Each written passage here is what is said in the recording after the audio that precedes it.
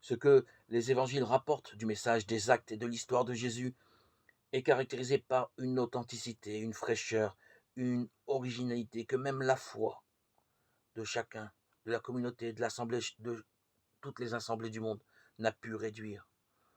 Tout cela renvoie à la personne de Jésus. Si les évangiles ne présentent pas l'histoire de Jésus dans toutes ses étapes, ni dans son évolution intérieure et extérieure,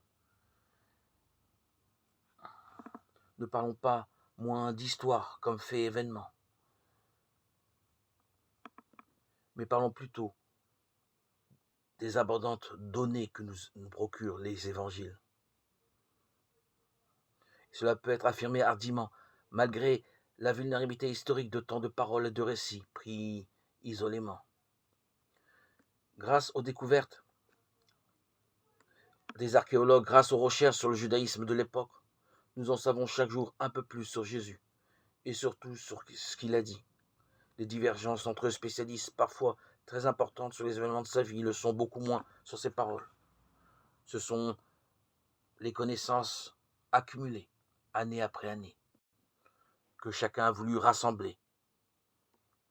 On commencera par les sources non chrétiennes, elles sont assez rares en ce qui concerne Jésus lui-même, mais elles existent.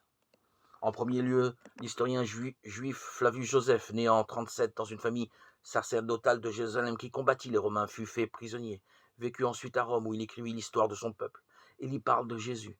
Or, dans les siècles qui suivirent, des copistes chrétiens ajoutèrent frauduleusement à son texte des expressions très favorables à celui-ci, mais complètement invraisemblables sous la plume d'un juif du genre « il était le Christ » ou « il leur apparut le troisième jour vivant à nouveau », si bien que la supercherie découverte on a tenté de rejeter en bloc tout ce qu'avait écrit Flavius Joseph sur ce sujet.